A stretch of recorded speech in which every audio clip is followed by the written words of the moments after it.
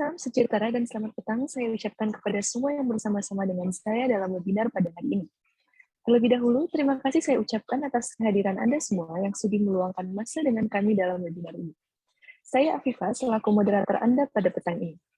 Selamat datang ke webinar hari ini yang bertajuk Pasangan Saya Berhenti Bersekutu dengan Saya, menghidupkan semula kegembiraan dan mencegah keinginan mati dalam hubungan Anda. Tajuk hari ini agak tabu, tetapi penting untuk dibincangkan, terutama bagi Anda yang kini sudah mempunyai pasangan dan sudah berkahwin.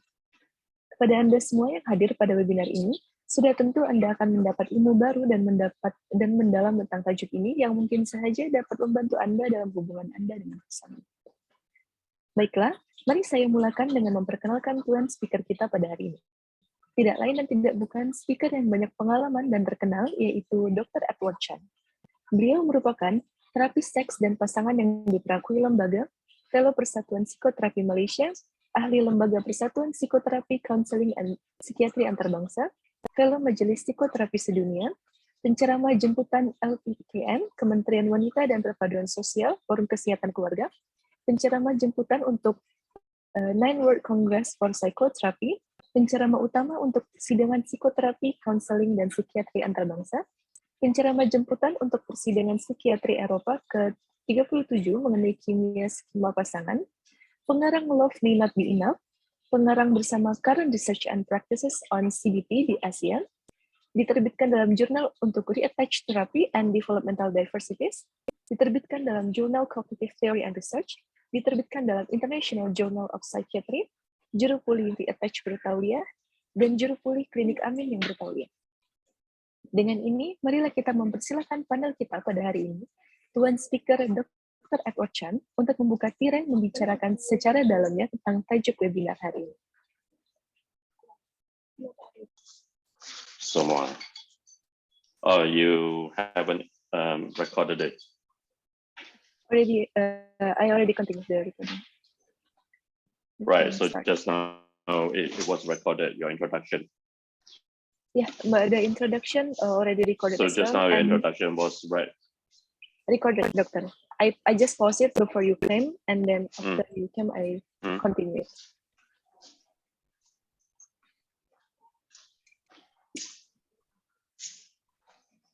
I have recorded. Jadi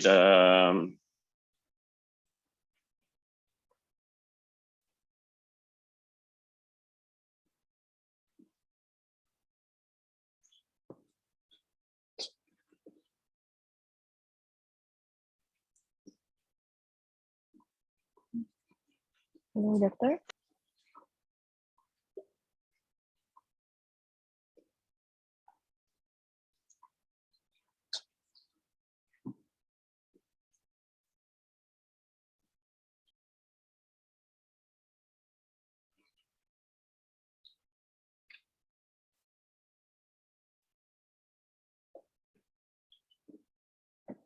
Hello, Doctor.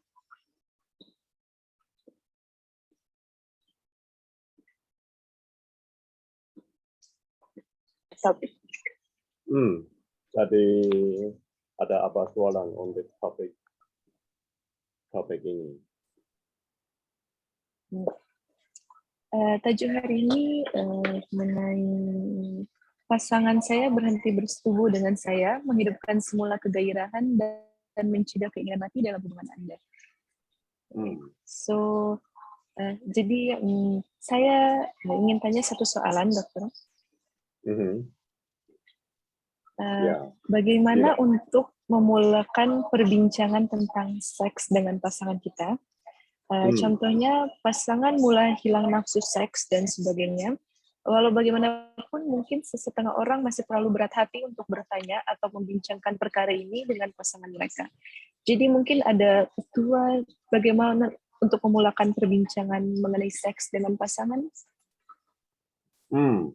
Oke, ini bergantung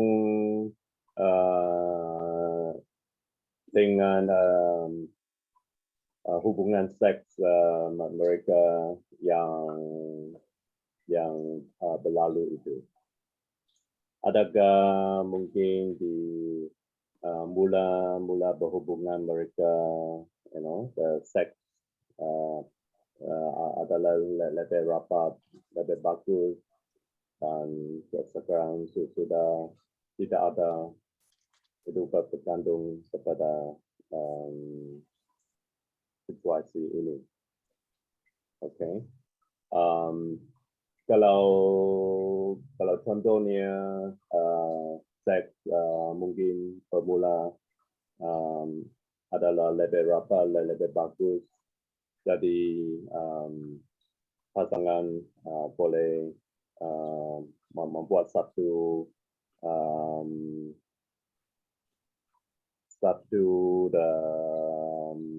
temu janji, appointment dengan partner mereka. Okay, yang mereka mau buat satu sharing kan, dan partner sudah bersetuju jadwal untuk buat pinjangan ini. Jadi partner yang mau berbincang ini boleh bermula dengan perasaan mereka.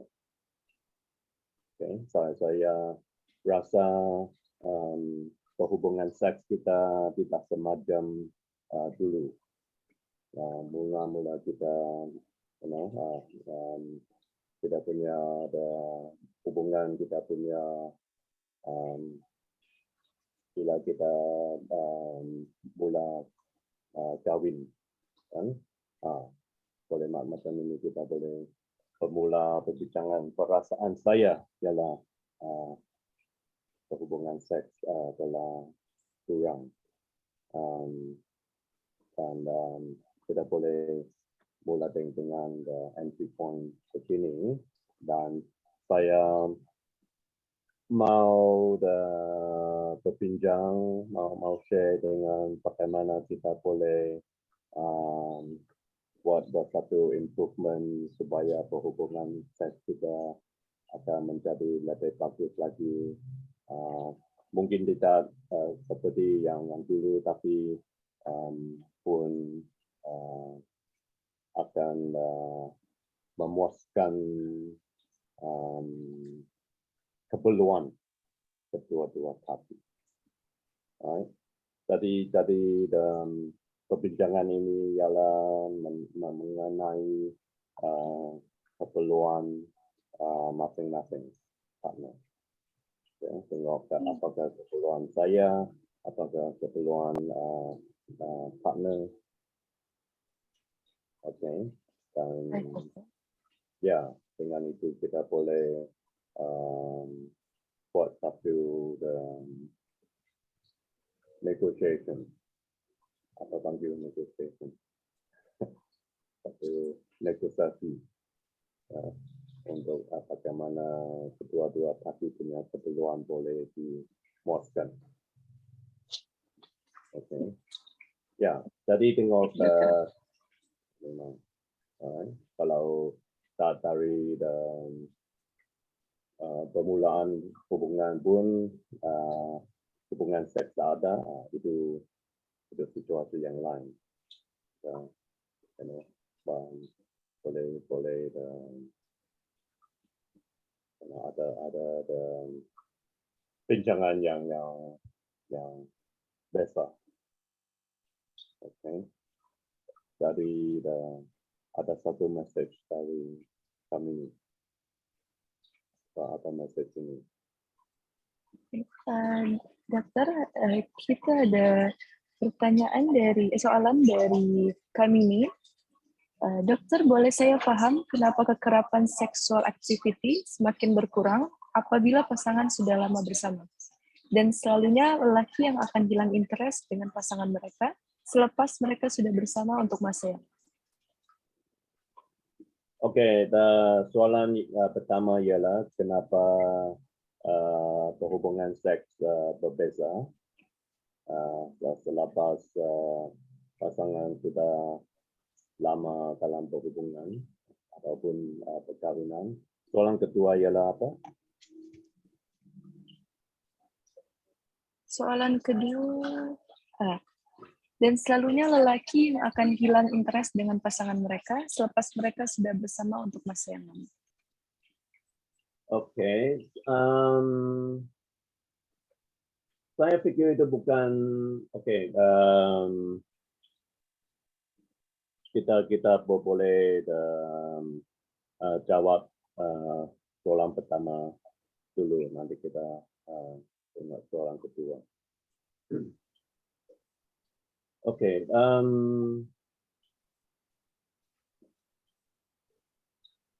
sebab yang terutama untuk kenapa berhubungan seks ini adalah berbeza. Ini bergantung kebanyakan situasi, tapi ini adalah kebanyakan mengenai kimia otak kita, neurotransmitter itu ialah itu dopamin. Okay. Dopamin ini ialah satu neurotransmitter yang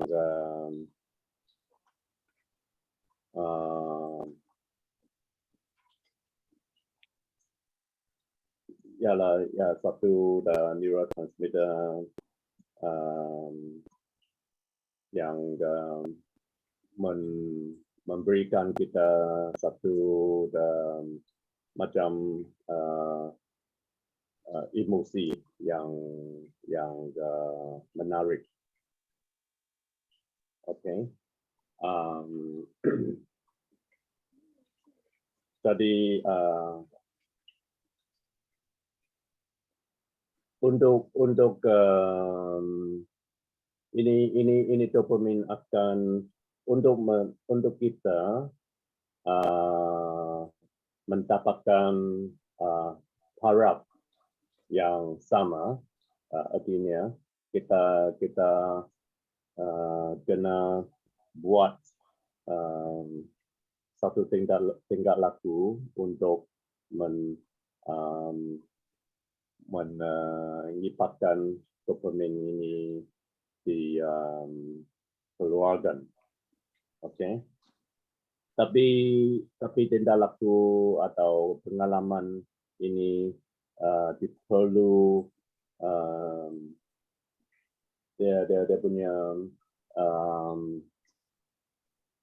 dia punya level, diperlu dahsyat lagi untuk dopamin level yang sama. Faham? Jadi mungkin pertamanya kita buat seks, okay. Itu kita dopamin sudah naik, right?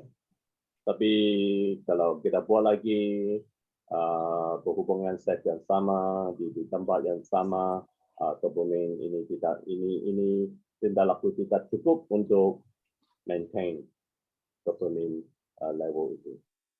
Jadi kita mau buat seks di tempat lain atau dia punya pengalaman hendak diupahkan supaya kerana dopamin dinaikkan, dia perlu satu pengalaman yang baru. Oke, kalau berhubungan seks yang sama, jadi ini adalah sebab kenapa kita kehilangan kita punya interest untuk seks. Kerana kita itu kalau tindak laku seks itu ialah pengalaman seks itu ialah yang sama, jadi ini sudah kurang menarik untuk kita kerana tidak dapat menaikkan dopamin dengan level yang sama. Okay.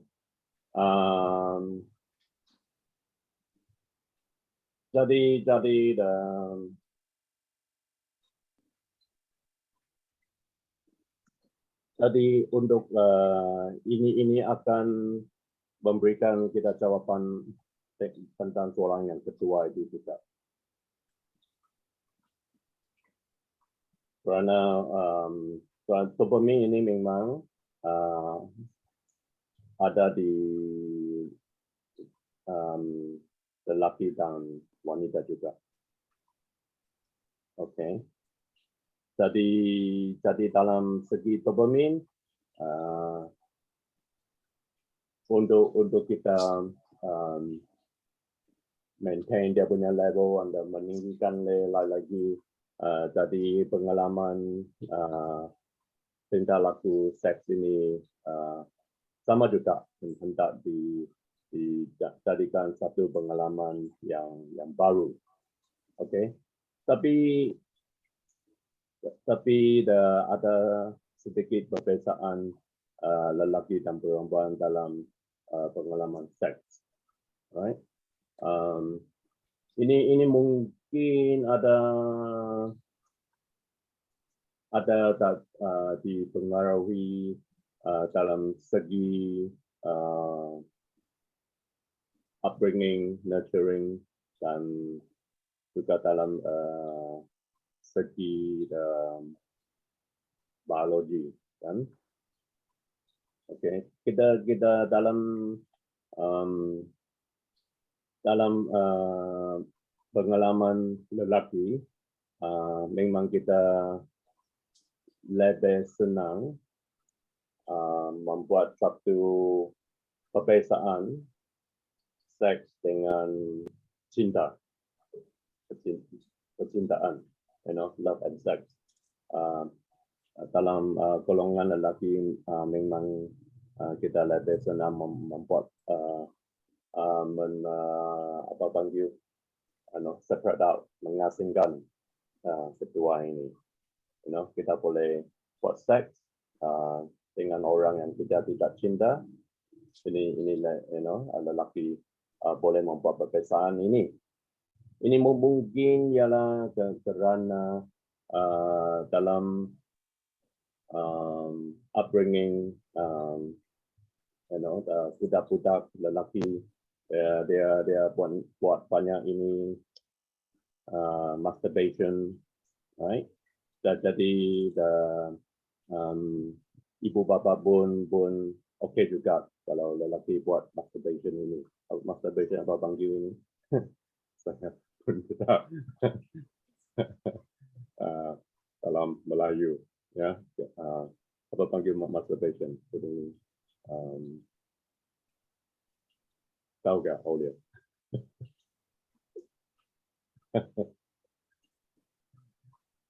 Okay. Tapi dalam memang kita ada banyak pasangan datang dalam ke International Psychology Center kerana ini kesusahan seks, kan? Kalau kita tanya kebanyakan isteri atau wanita memang lebih kurang mereka ada pengalaman pelancapan. Okay. Ya, memang ini mereka tidak pernah buat atau tidak suka buat. Jadi ada batasan ini. Dalam golongan lelaki memang ini pengalaman biasa. Mereka buat sejak mereka kecil. Okay. Jadi oleh kerana batasan ini mungkin ialah kerana oleh kebudayaan punya sebab. Tadi ini mengifatkan lelaki lebih senang membuat perbezaan ini.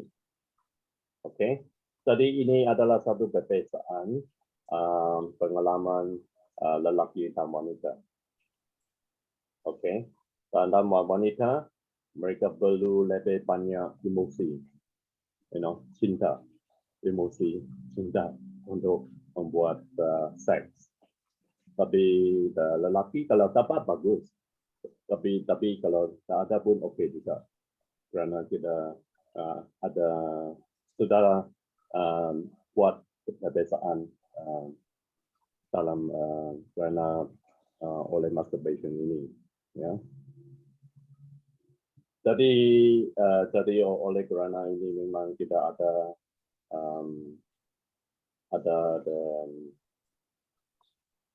perbezaan ini dalam pengalaman seks lelaki dan perempuan. Okey. Baik, Dokter. Terima kasih atas jawaban yang luar biasa hebat dan menarik mengenai tajuk ini. Dan seterusnya mari kita tanya pada peserta yang ingin memberikan soalan, boleh menghantar soalan melalui kotak sembang yang tersedia. Sembari kita menunggu peserta untuk mengajukan soalan, saya ingin bertanya mengenai soalan lain, Dokter. Mengenai tadi masturbasi pelancapan, saya ingin bertanya bagaimana jika ternyata dorongan seks pasangan kita terhadap kita hilang karena dia terlalu banyak menonton video porn ataupun sering melakukan pelancapan. Oke, ini memang betul.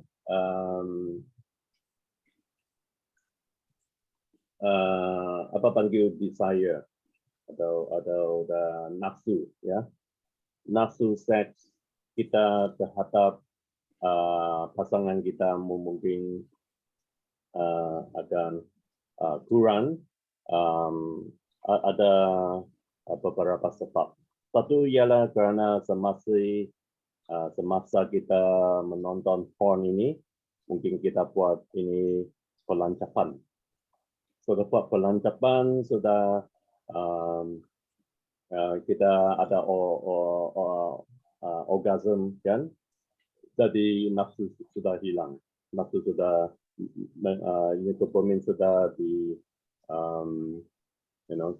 mencapai, dia akan turun. Jadi kita punya nafsu seks dengan pasangan kita memang telah kurang, sampai mau masa meninggalkan. Satu lagi. Kedua sebab kenapa dia hilang ialah mungkin kita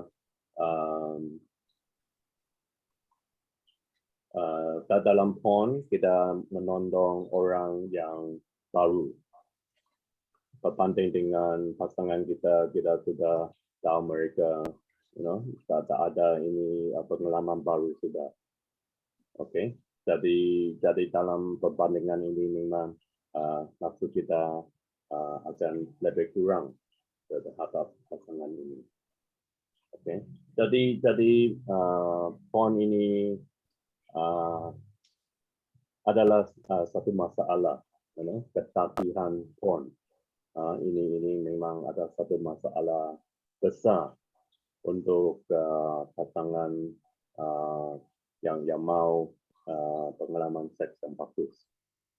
Oke, jadi memang ada kebanyakan lelaki ataupun dengan perempuan ada ketagihan ini. Jadi mungkin mereka perlu rawatan untuk membuat satu mencapai kehilangan ketagihan ini. Kalau tidak, ini memang menjadi satu blok untuk pengalaman seks. Baiklah, Dokter. Soalan terakhir untuk sesi webinar hari ini. Ada soalan dari Erika. Adakah masalah kesehatan mental atau kesehatan fisikal akan menyebabkan kurang minat terhadap seks? Ya, tentu. Kalau kemurungan misalnya, memang orang yang ada kemurungan, pesakit ada kemurungan, memang mereka tak ada nafsu dengan seks atau nafsu dengan seks akan kurang. Dan satu lagi ini anxiety disorder, kebanyakan ketakutan. Memang untuk membuat seks yang bagus, kan, kita perlu relax. Kalau selalu bimbang, takut, memang kita tidak boleh mendapatkan satu pengalaman seks yang bagus. Ini ialah dua contoh kesihatan mental. Kalau kita ada banyak tekanan, stres, ini juga akan mengurangkan kita punya nafsu untuk seks. Itu betul. Jadi orang yang ada masalah nafsu seks ini, kita perlu membuat satu nilaian dulu. Ada kesihatan mental, masalah yang lain, kemurungan, ketimbangan, tekanan, semua ini kita perlu down supaya kalau ada ini perlu dirawatkan juga dengan masa yang bersama sebelum kita boleh mengembalikan nafsu seks yang sehat. Oke. Baiklah dokter, berarti memang kesehatan mental dan kesehatan fisikal mempengaruhi dorongan seks. Ya, seks ini yang satu fenomena yang kita panggil psychophysical. Ya, artinya ada setengah psychological, ada setengah physical, psychophysical. Jadi kedua-dua pun ada dopamin, tapi ada dalam segi psikologi, ada kita punya program dari kecil yang kita panggil schema. Mungkin kita ada pengalaman yang panggil abuse ini. Jadi kita ada banyak ketakutan. Semua ini perlu ditengok, dinilaikan, dirawatan untuk mendapatkan satu pengalaman seks yang sehat. Baiklah dokter, terima kasih banyak atas jawaban dan penjelasan yang menakjubkan.